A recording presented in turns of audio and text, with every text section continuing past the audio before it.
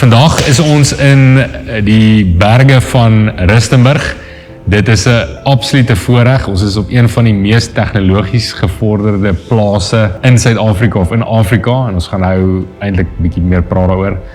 Dis vir my 'n absolute voorreg om vandag se gas voor te stel. Ek ken hom al baie lank. Ek dink sy vrou het vir my skool gegee, kuns op hoërskool, so ek ken hom regtig baie lank. Een van die mees nederigste ouens wat ek ken, een van die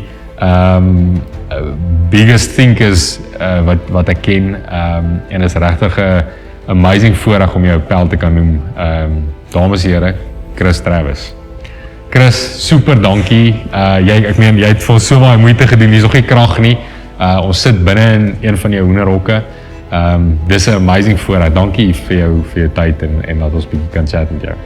Ons wil net 'n shout-out doen vir Mike en sy span by Time Bomb Watches. Ek het vandag 'n amazing mooi horlosie aan. Ek sal hom 'n bietjie post. Dis 'n Tudor. So Mike hulle is in Potch en hulle is 'n website, so jy kan enige plek as jy horlosie wil koop of verkoop. Shout-out vir Mike hulle is regtig amazing. Thanks Mike.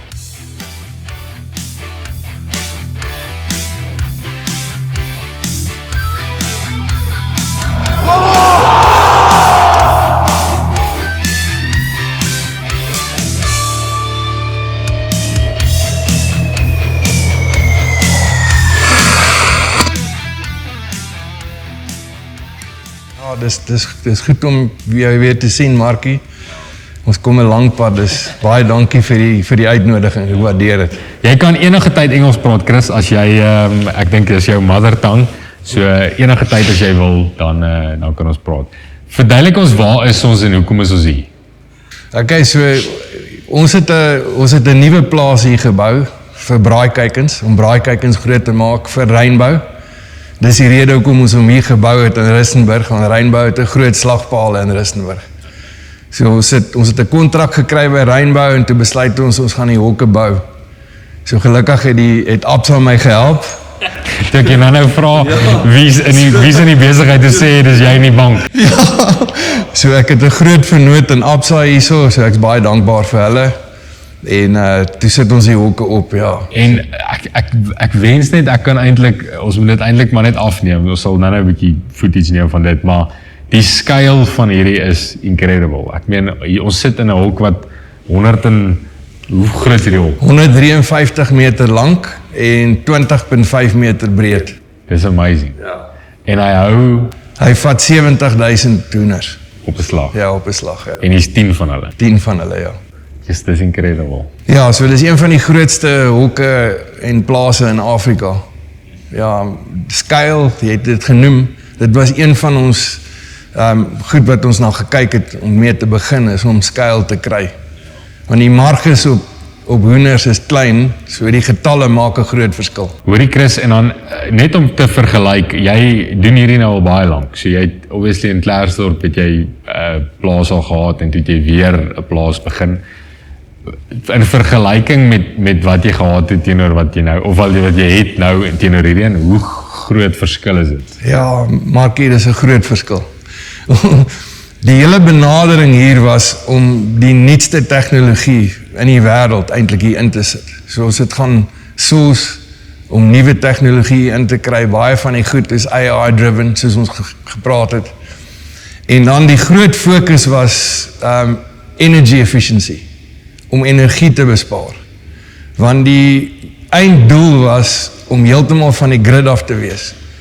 So hoe kleiner jou energiebehoefte is op die plaas, hoe makliker is dit om van die grid af te klim, en dis wat ons hier doen. So ons het 'n sonstelsel met batterye wat groot genoeg is om hierdie plaas te hardloop van die grid af. Maar jy moet begin met 'n hok wat energy efficient is. Anders gebruik jy te veel energie in die hok. Maak dit sin? So die hele hok se design was gemik op dit. So, kom ons begin by 'n punt. So die bou van die hokke, dis jou eie span. Jy het dit al voorheen gedoen. Ja, so ek het my eie span hierso betrokke en ek het 'n subkontrakteur wat my ook gehelp het. Al twee swart manne wat uitstekende skills het, wat al 25 jaar, die een ou bou al 40 jaar hokke en die ander ene bou al 25 jaar hokke, ja. Maar die design is ons eie. Okay. So die hele struktuur se design is ons eie design. Die benadering was om 'n energie-doeltreffende struktuur te bou. Low volume, jy sal sien die ceilings is bietjie laer in hierdie hokke is die standaard. Die laer volume beteken is makliker om te verkoel en te verhit. Baie goed geïsoleer, die struktuur is ten volle geïsoleer. En ventilasie ook, ek meen hierso is seker extraction fans wat uitkom. Dis hy, Jy ja. gepraat nou van die goed wat bo in die dakhoek is. Ja, so daar's twee dele vir die ventilasie. Die chimney fans wat in die ceiling is vir wat ons noem minimum ventilasie. So hy het inlets aan die kante, julle kan dit sien aan die kante. So hulle maak oop en dan trek jy die lug daarin met negatiewe druk vir minimum ventilasie. Dis vir die basic doeleindes van die hoender, jy weet, die suurstof doeleindes van die hoender. En dan soos dit warmer word, begin die agterste fans wat jy hierso sien loop. Hulle kom in meer verkoeling as wat dit is vir ventilasie, ja. Yes. So kleiner oppervlakte, vinniger warm koud. Dis hy. En dan die isolasiemateriaal wat ons gebruik is van 'n baie hoë kwaliteit van die nuutste materiale op die mark. Soos byvoorbeeld die panele aan die kante is 'n PIR panel. Dis gewone koelkamerpaneel is EPS. Dis polystyrene. Hierdie is PIR, is polyisocyanurate. Dis 'n spesiale isolasiemateriaal wat ons in hierdie panele het. Die voordeel van hom is, jy kan baie dunner gaan, hy isoleer beter met 'n dunner panel. Hy brand nie, dis sy groot voordeel. Hy brand glad nie. En die derde rede is litter beetle wat gewone polystyrene, jy weet, dis 'n kewertjie wat jy in die hokke kry. As hulle in jou panels inkom, verwoes hulle die panels. What? Nou hierdie materiaal is as jy hom op jou vel sit, is hy baie irriterend. So die litter beetle hou nie daarvan om in hom in te gaan nie. So dis baie goeie isolasie en dan in die dak het ons 'n cavity tussen die ceiling en die dak. So daai cavity gee klaar vir jou isolasie. Daar's 'n lug cavity en dan bo dit het ons isotherm wat 'n polyester fiber is en vir die groen ouens, hy's groen van kleur. Hy word uit recycled plastiek gemaak. So jy weet die hele benadering hier was ook om ons carbon footprint so klein as moontlik te kry, ja. Het jy self die navorsing gedoen of is dit maar goed wat jy geleer het uit die vorige plase uit wat jy wou try of? Ja, dis maar wat ek nou geleer het oor my tyd in die bedryf. Ek is nou amper 27 jaar in die bedryf. Dan weet jy 'n paar dinge. So ons het maar harde lesse geleer in die begin. Ons het gesien wat werk en wat nie werk nie. So dit is nou op 'n punt waar ons gekyk het na wat werk en dit net basies verfyn het, verbeter het, ja. Hoorie Chris, en dan sê gou vir my, ons het nou 'n bietjie gepraat oor, as mens nou praat oor die hitte en die koue, jy het gepraat van hy's AI ready, hierdie hokke. Hoe was jou plan met hoe AI hierdie hokke gaan reguleer hitte en koue? Okay, so basies die rekenaar wat in hierdie hokke is, het ons saam met Plason Suid-Afrika en Steenen. Dis 'n maatskappy in Holland. Hulle spesialiseer in rekenaars vir hoenderhokke, varkhokke ensovoorts. Hulle is wêreldwyd. So ons het hierdie rekenaar saam ontwikkel. Die software is baie nuut. Hy het 'n nuwe 16-duim touchscreen wat baie nice is. Maar veral die software het ons saam ontwikkel om hierdie hokke te kan reguleer. Nou, die volgende stap met hierdie rekenaar is om die AI, om 'n AI agent op hom te sit, om die data te hanteer, om die data te interpreteer en dan voorstelle te maak. Sê net maar die hok kort meer ventilasie, dan maak hy 'n voorstel, kom ons ventileer meer. En dan die einddoel is eintlik om hy AI agent so goed te leer met ons IP, laat ons hom naderhand gaan los om klein veranderinge te maak op die rekenaar. Kom ons sê die hok is te warm, dan gaan hy die setpunt, die temperatuur setpunt self afbring. Al is dit sê net maar 3 uur in die oggend, Hy voel as die hok te warm of te koud is, gaan hy homself verander. En dan, om het nou verder te vat, naderhand gaan jy die robot in die hok ook koppel met hierdie stelsel. So dis die volgende stap. So jy gaan 'n robot in die hok hê om jou hokwerker se hok oor te vat.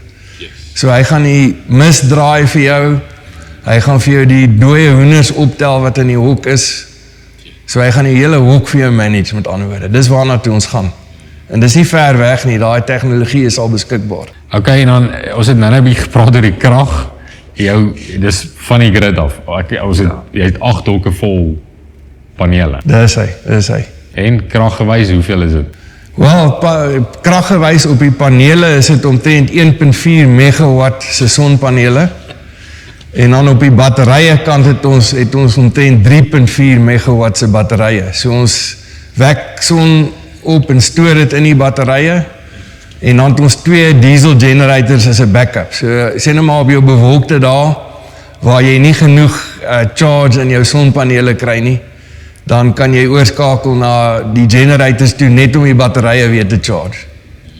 Maar dit gaan min gebeur. Dit gaan gebeur basies as jy 'n week van reën het. Gaan dit inskop. So die stelsel is groot genoeg onder 80% van die tyd gaan hy op sy eie loop sonder dat die generators moet inskop, ja. Daarom is ons in die Noordwes. Ja, so ons kry baie son nie, dit was die ander rede. Die dakke wys almal noord, so hulle wys reg, jy weet, so dit help baie om genoeg krag op te wek.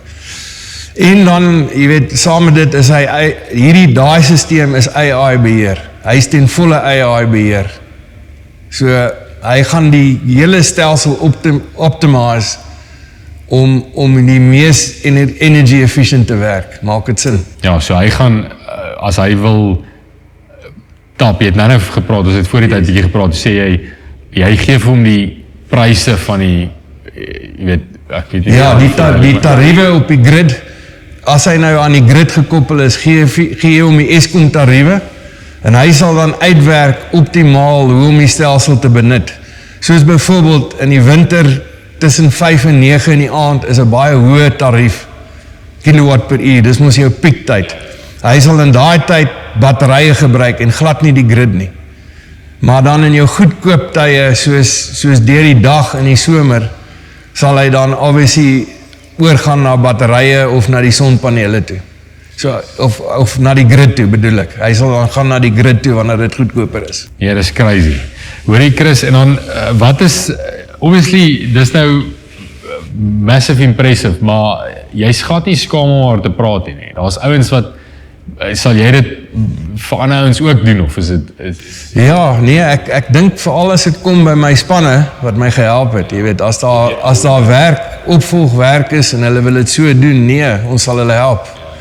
Ek wil nie dit direk betrokke raak nie, want die plase gaan my te besig hou. Maar my spanne sal ek graag wil besig hou. Ja, want is nice. Jy is toch altyd, het jy bietjie al die nuutste goed. Ons het nou gepraat, jy het 'n massive studio gebou daar in Klaersdorp. Jy het altyd jy weet, is altyd soek jy die nuutste goed en jy kyk bietjie. So jy is nog altyd geïnteresseerd in dit. Ja, ek hou van tegnologie.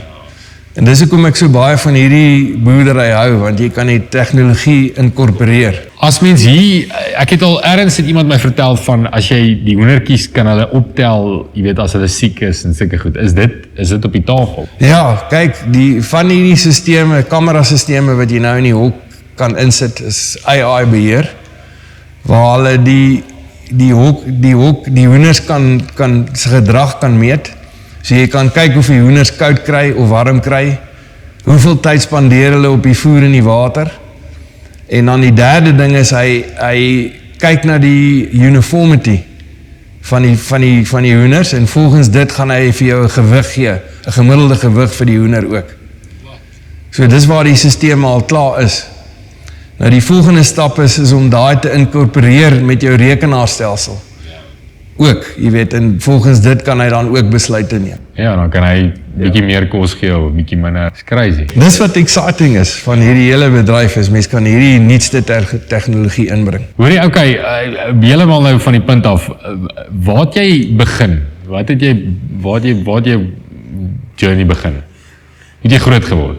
Ja, groot geword in Botawil. En toe ek jonk was, het ons Klerksdorp toe getrek. So ek bly al omtrent my hele lewe in Klerksdorp. Dis lekker plek. Ja. My pa het geboer. So dis waar ek geïnteresseerd geraak in die boerdery. Hy het mielies en beeste geboer.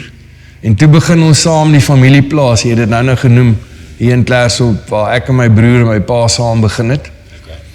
En toe is hy dood en toe, dis het net ek en my een broer. En so 4 jaar terug het ek verkoop daar, my aandele verkoop, en toe bou ek die nuwe plaas in Klerksdorp. Ja, en van daar af obviously hierdie plaas ook. Dis wat jy nog altyd wou doen? Ja, so eintlik is ek 'n veearts. Ek het gekwalifiseer as 'n veearts. Ek het op perde gewerk. Ek gespesialiseer in perde. En gewerk tot omtrent 2007. Maar toe het ons al die hoenders begin. Die hoenders het in 1998 begin.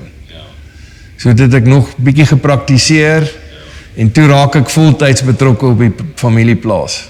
Ja, en toe het ek die veearts en hy of die praktyk gestop. Ek het eintlik my rug seer gemaak. Dis hoekom ek nie meer op die perde kon werk nie. Net wat? Wel, van werk op die perde, jy weet, bene optel.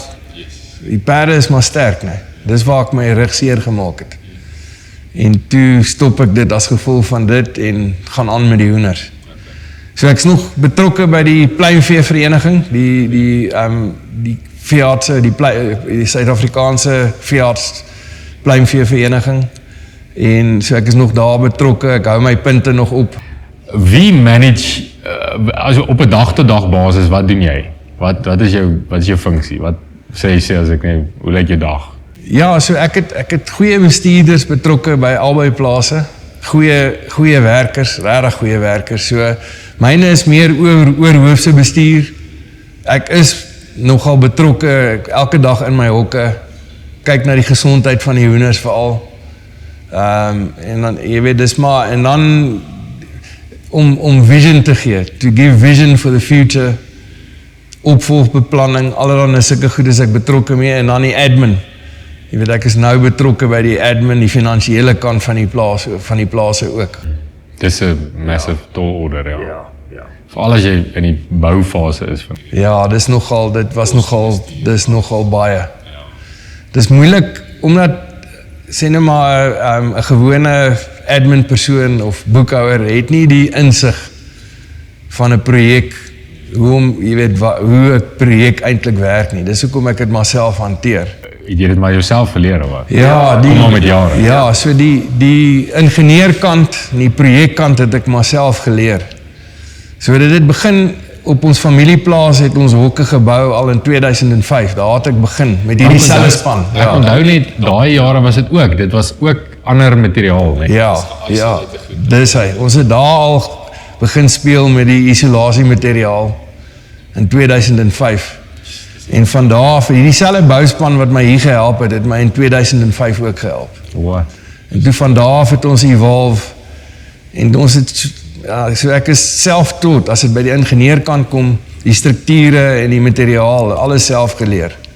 Ek het maar weer gaan swat, maar ek het nou nie 'n fisiese kwalifikasie daarvoor nie. Maar as dit nou daaroor gepraat, ek meen, dis praktiese ondervinding, jy kan nie dit klop nie. Dit is, jy kan 'n nice graad hê, maar as jy nie weet hoe om die werk te doen nie. Presies. So ek moes leer van boumateriaal, hoe werk 'n mens jou quantities uit, hoe werk 'n mens jou struktuur uit vir 'n sekere span, byvoorbeeld. Al daai goed het ek self geleer. Hoe gaan jy na die bank toe met so 'n idee?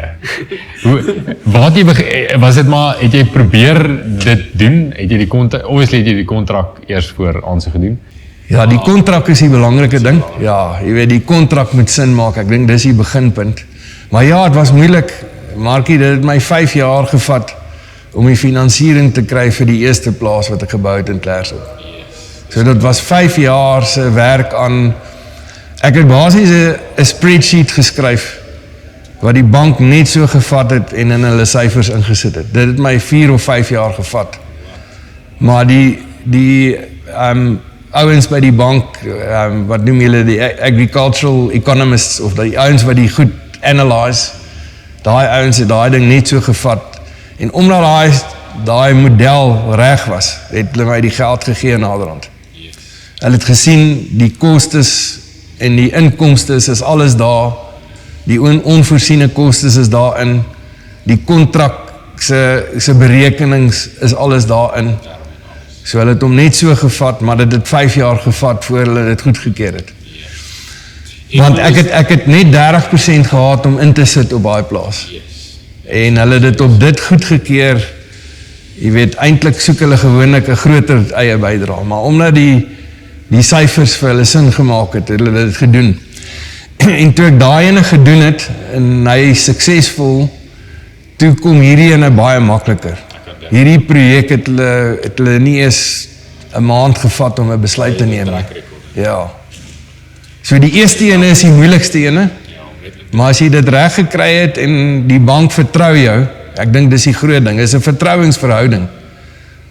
Jy moet kan perform, en jy moet wys dat wat jy beplan het, eintlik in werklikheid so gebeur.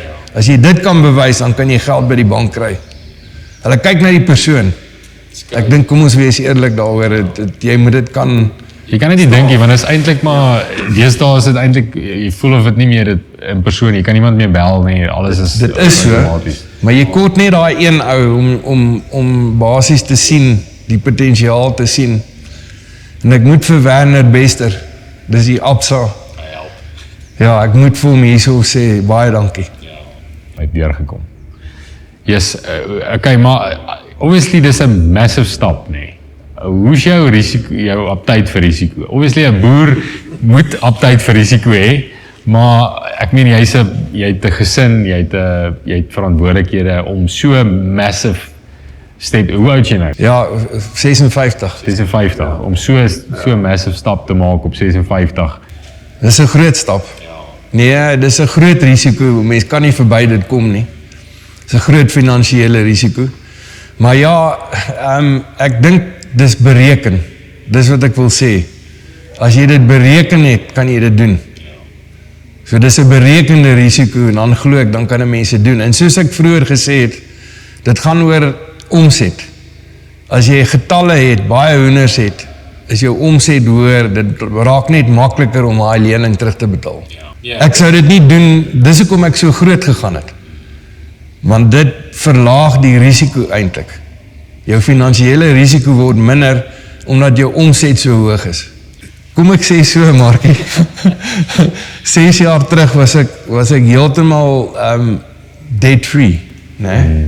Ja, dis wat ek jou sê, I was debt-free 6 years ago in the family business, maar ek was verveeld en ek was nie gelukkig waar ek was. En toe sê die een ou by CC Chickens, waar ons hoenders groot maak voor in Terso, waar ons hoenders slagge. Jy weet, die hoenders gaan soen toe om geslag te word in Kroonstad. Toe sê die een direkteur daar vir my, hoorie, hoekom vat jy nie maar risiko en bou hokke vir jouself nie? Toe gaan dink ek, wat daai ou vir my gesê het, nee, en toe maak het sin. Toe gaan bereken ek het, toe doen ek het. En nou het ek 'n massiewe lening, maar ek het die omset. Ek het die grootte om dit te kan hanteer. Ja, ek het nou die dag met ons ook met ou gepraat, dis eintlik 'n snaakse ding, toe sê hy vir my, en hulle analyseer besighede en dan besluit hulle of hulle wil invest of nie, so dis 'n capital, hulle invest. Toe sê hy vir my 'n snaakse ding, toe vra ek hom, wat is die belangrikste ding wat hulle soek in iemand, as hulle nou kyk na die besigheid. Toe sê hy vir my, het gaan nie oor produk nie, jy kan die beste produk in die wêreld hê, het gaan nie oor die persoon nie, jy kan om het werk, jy kan wat ook al. Dit gaan of daai ou glo dit kan werk of nie. Hy sê sonder dit kan niks werk nie. As daar nie 'n belief is dat iets suksesvol gaan wees nie, maak jy dit los, dan gaan dit nie werk nie. En ek meen hulle kyk na duisende besighede. So obviously dit is maar 'n step of 5 dink ek hierdie om net te sê oor die ek het dit bereken, ek het nou al my deel gedoen, maar nou glo ek dit sal werk. Ja. Yes. Wat is die plan? Wat is die stappe? Wat gaan jy doen? 5 jaar. Ja, so die plan is opvolg. Ek dink opvolgbeplanning is nou my groot ding. Jy het genoem, ek is 56. Ek dink daar moet opvolgbeplanning wees. Ek het 2 baie goeie bestuurders in plek. Die een bestuurder wil ek eintlik opvat na 'n COO posisie toe. Chief Operating Officer. Dis waarna toe ek wil beweeg met hom. So opvolgbeplanning is vir my belangrik. En dan hopelik as my kinders eendag wil terugkom, sal daar 'n plek wees vir hulle. Wil great wees. Net gou, is nou miskien 'n persoonlike vraag, maar ek gaan dit maar nou vra. So, in baie opsigte is ek, as ek met iemand praat, is dit die persoon wat obviously nou die ding gaan doen het of wat ook al. En jy is in so 'n mate daai persoon. Jy het nou uitgegaan en jy's 'n entrepreneur en jy's 'n boer. Maar baie keer die vrou, en ek ken nou vir Marlene, so hoe manage julle daai dat sy, want baie keer moet sy klomp goed opoffer sodat jy kan operate. Want obviously hierdie is 200 kilos weg van waar jy bly af. Dis weg van jou gesin af. So jy vat baie tyd weg. Jy weet, hoe manage julle daai binne die gesin? Ek het nou nog nie dit vir iemand gevra nie, maar ek wil dit graag vir jou vra want ek ken jou. So, want dit is 'n issue, want ek meen Marlene het ook haar eie, jy weet, maar sy het so, jy het ook 'n rol wat vervul is. As sy nie haar job kan doen nie, dan gaan jy nie kan doen wat jy doen nie. So, hoe manage julle dit? Nee, dis moeilik. Jy weet, terwyl die projek aan die gang is 'n ou maar baie besig. Maar ek het nou genoem, ek het regtig goeie ouens, bestuurders, voormanne en goeie kontrakteurs wat my werk hierso doen. So ek is nie elke dag hier nie. Hulle is betrokke, hulle is nou betrokke met dit. En dis maar net om die checks in plek te hê, om seker te maak die werk vorder en dit word op standaard gedoen. So om jou vraag te beantwoord is, ek skeep my familie nie af nie. Hulle is nog steeds vir my nommer 1 fokus, of die Here nommer 1, en alle eer aan hom, want sonder hom sou hierdie nie moontlik gewees het nie. Kom ons gee dit so. Dis hoekom die naam Tahila Broilers is, jy sal verstaan, daai naam kom van the Hebrew word Tahila, which means to praise God, or with excitement, as if your limbs are going to come off your body, like that. So, die naam sê dit alles, nee. So, nommer 1 die Here, en nommer 2 familie, en nommer 3 werk. Dis wat ek vir jou wil sê vandag. Chris, as jy raad moet gee vir jong ouens wat miskien 'n gap wil vat, of wat ook al, wat sal dit wees? Wat sê jy? Wat is jou advies? Jy het al jare ondervinding. Kom ek sê eers een ding. If you can dream it, you can do it. As jy dit kan droom, kan jy dit doen. So droom groot. Droom groot. Dit eendag sal 'n mens daai droom kan laat waar word. En dan harde werk. Daar's geen kort paai nie. Ek het dit nou genoem, dit het my 5 jaar gevat om finansiering te kry. Baie ouens sou in 6 maande opgegee het. So dis my volgende raad. Never give up. If you've got a dream, never give up. Never give up on your dream. And just pursue it relentlessly. Okay. En dan, ja, so dis daai 2 goed, en dan regtig waar sonder die Here sou dit nie moontlik gewees het nie. So we've got to know where our strength comes from, is it nie? Nog een belangrike ding.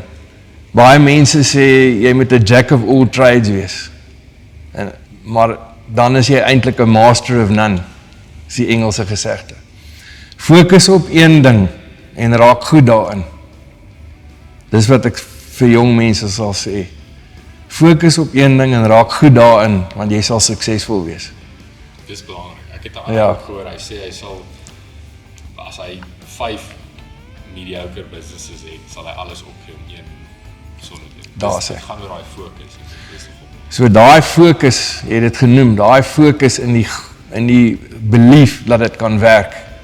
Nou jy kan net daai belief hê as jy regtig weet, as jy die besigheid ken, is dit nie so nie. Jy moet dit ken. Jy moet dit soos die palm van jou hand ken. So dis wat ek sal aanbeveel. Fokus op een ding, droom groot en moet nooit opgee nie. Ja, is awesome. Chris, super dankie. Dit is regtig, dit was 'n amazing ervaring. Baie geluk. Jy moet nog bietjie werk insit voor 'n maand en 'n half wat jy die chickens moet in hê. Maar ek weet dit gaan 'n sukses wees en dankie vir jou tyd en dankie vir die geleentheid. Dit was regtig amazing.